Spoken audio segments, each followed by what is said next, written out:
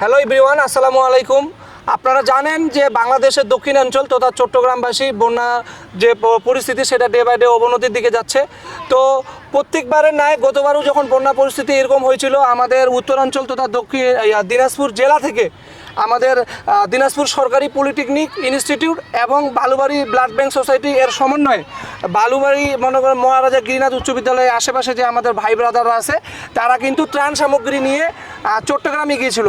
সেই তারা ফেনীতে গিয়েছিল। আচ্ছা, এবারও কিন্তু তারা তাদের এই কার্যক্রম অব্যাহত রাখছে। তো মানে আপনাদের সকলের কাছে অনুরোধ, আপনারা দেখতে পাচ্ছেন যে এখানে অনেকগুলো দান বক্স রয়েছে।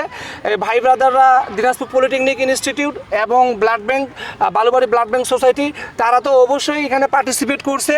ওরা চাচ্ছে, এলাকার ভাই ব্রাদাররা আমরা সকলেই চাচ্ছি এবারকার প্রোগ্রামটা যেন একটু বড় হয়, আমরা যেন একটু বেশি সংখ্যক মানুষকে আপনার ত্রাণ সামগ্রী পৌঁছে দিতে পারি, কারণ এবারকার অবস্থাটা একেবারে ভয়াবহ। এজন্য আমরা ভাই ব্রাদার সকলেই এক হয়েছি। এই ভিডিওর মাধ্যমে আপনাদেরকে জানাচ্ছি যে আপনারা আমাদের সঙ্গে যোগদান করুন। আপনার প্রত্যেকটি দান, আপনার প্রত্যেকটি ত্রাণ, এগুলো কিন্তু আমরা বন্যাতদের মধ্যে পৌঁছে দিব। রাসেল, তুমি আমার ফ্রেন্ড ফলোয়ার্সকে কিছু বলবা নাকি? আসসালামু আলাইকুম। তো সবাইকে একটাই কথা বলবো, আমরা বিগত দিনে আমরাও ফেনীতে গেছিলাম। তো ফেনীতে আমরা ত্রাণ সামগ্রী ভালোভাবে আমরা দিয়ে আসতে পারছি। এইবারও আমরা চট্টগ্রামের উদ্দেশ্যে যাওয়ার আমরা চিন্তাভাবনা করছি এবং আমরা যাব ইনশাল্লাহ, আল্লাহ যদি সহায় থাকে অবশ্যই যাব। তো আমরা চিন্তাভাবনা করছি যে ত্রাণ সামগ্রী আমরা এর আগের থেকে এবার একটু বেশি নিয়ে যেতে যাচ্ছি। তো আপনারা সহযোগিতা অবশ্যই হাত বাড়িয়ে দিবেন। আমরা আপনাদের প্রতিটা দান আমাদের একটা আমানত, তো আমানতটা পৌঁছে দেওয়ার দায়িত্ব আমাদের। তো আমরা বিনা স্বার্থে, কেউ এখানে স্বার্থ নিয়ে আসে না, সবাই বিনা স্বার্থেই আসছে। তো বিনা স্বার্থে আসে, তো সকলকে আমাদেরকে সহযোগিতা করবেন, আপনারা সবাই সবার জায়গা থেকে সহযোগিতা করবেন। আচ্ছা, ধন্যবাদ রাসেলকে।